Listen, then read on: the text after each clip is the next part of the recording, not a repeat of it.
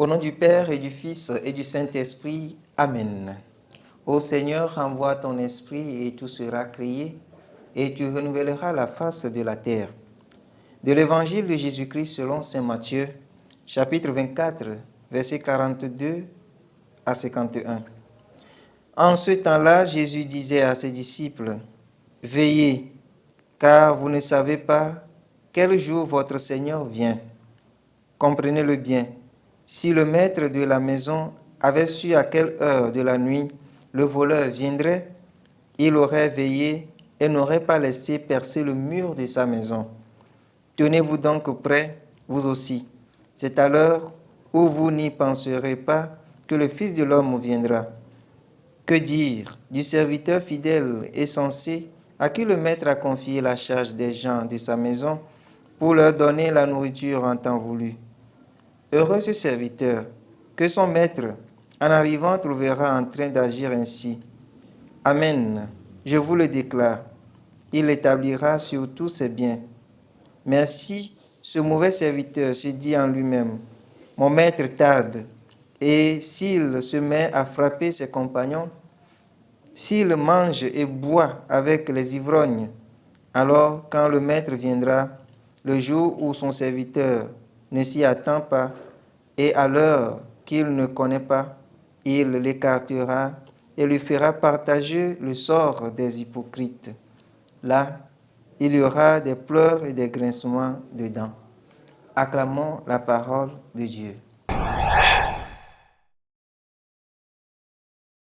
Chers frères et sœurs, en Christ, en ce jeudi 31 août 2023, jeudi de la 21e semaine du temps ordinaire année A, le Seigneur nous invite à le servir fidèlement dans l'attente de son retour. En effet, pour nous chrétiens, la venue quotidienne de Jésus dans les pauvres, dans la parole de Dieu et dans les sacrements prépare sa dernière venue. Dans l'humilité et dans la fidélité, nous avons besoin de nous soutenir les uns les autres, de nous réconforter. Bien-aimés de Dieu, aucun de nous ne sait combien de temps il va vivre et Jésus n'a pas indiqué combien de temps l'histoire humaine continuera avant qu'il ne revienne pour le jugement final.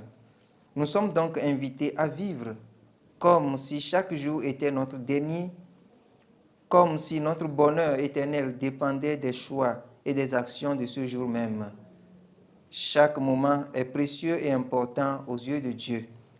Le serviteur fidèle fait la volonté de son maître par amour et avec gratitude.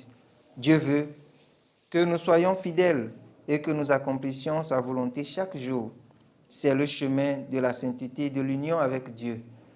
Il n'y a pas d'autre manière d'être près de Dieu que de faire sa volonté. Souvent, il nous semble que Dieu est loin et pas impliqué dans notre vie. Il peut sembler que son retour n'est pas pour bientôt, et ceci peut nous conduire à nous distraire avec beaucoup d'autres choses. Tenez-vous donc prêts, frères et sœurs, vous aussi. C'est à l'heure où vous n'y penserez pas que le Fils de l'homme viendra. Bien-aimés de Dieu, demandons la grâce de veiller dans l'attente de Jésus, ensemble dans la fidélité et dans une grande espérance, maintenant et toujours. Amen.